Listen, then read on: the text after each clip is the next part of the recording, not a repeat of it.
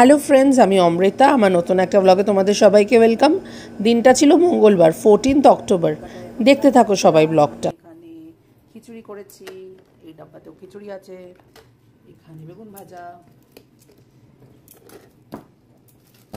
এটা ডিম ভাজা, এদিকে চা হচ্ছে, এদিকে বারনের ব্রেকফাস্ট, টর্টিলা ব্রেড দিয়ে একটু রোল টাইপ করে দেবো। দেখো, দেখেছো আমি পুরো গৃহিণী হয়ে গেছি। ভোর 4:30 থেকে উঠে করছি সব কিছু। Tata, good morning.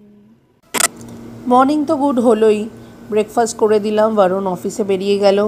তারপর দিনটা বাড়িতেই কাটিয়েছি নর্মাল অ্যাজ ইউজুয়াল, কিন্তু ফ্রিজে একটু প্রনস রাখা ছিল, তাই ভাবলাম প্রনস কারি করব। বরুণ বলেছিল বরুণ করবে, আমি বললাম না, আমাকে আমার মতন করতে দে, একটু বাঙালি স্টাইল, ঝালঝাল হবে কিন্তু অন্য রকম। দেখতেই পাচ্ছ এখানে প্রনসগুলোকে আগে ভেজে নিয়েছি, আলু পেঁয়াজ টমেটো কুচি করে কেটে নিয়েছি, বেসিক মশলা দিয়ে করব, কোনো তামঝাম না। ওইদিকে একটু সর্ষে কাজু ভিজিয়ে নিয়েছিলাম, আর হ্যাঁ, পেস্ট করব মিক্সিতে ওইটা, কাঁচা লঙ্কা আর সর্ষের তেল আর নুন দিয়ে। তারপর কি, তেলের মধ্যে আলু আর চিংড়ি মাছগুলো একে একে ভেজে তুলে তেলে দিয়ে দিলাম, আবার একটু জিরে ফোড়ন, শুকনো লঙ্কা, দেখতে পাচ্ছ কাঁচা লঙ্কা দিয়ে দিয়েছি, আর সঙ্গে দিয়ে দিয়েছি পেঁয়াজ।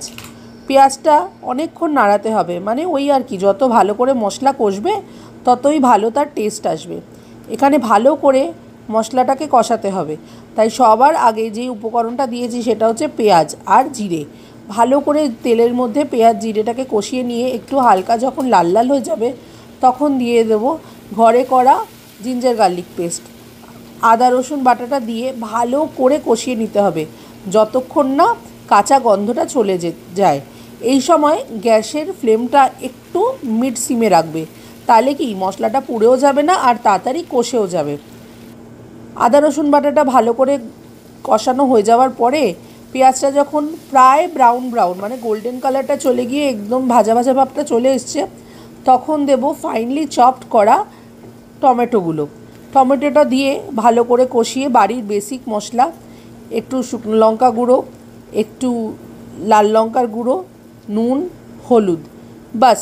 আর কিছু এক্সট্রা জিরে গুঁড়ো ধনে গুঁড়ো কোনো মশলা দিতে লাগবে না। এটাকেও ভালো করে কষিয়ে নিতে হবে।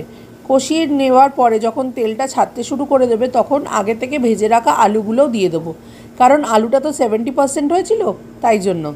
আলু থেকেও যখন সুন্দর করে তেলটা ছাড়তে শুরু করে দেবে তখন ওই যে মশলাটা আগে থেকে মিক্সিতে পেস্ট করে রেখেছিলাম, একটু সর্ষে মানে সাদা সর্ষে, কালো সর্ষে, একটু কাজু বাদাম আর নুন আর সর্ষের তেল দিয়ে পেস্ট করে নিয়েছিলাম, ওই পেস্টটা দিয়ে ভালো করে মশলাটা আলুর সাথে কষিয়ে প্রায় মিনিট 3 কি 4 আমি ঢেকে রেখেছিলাম।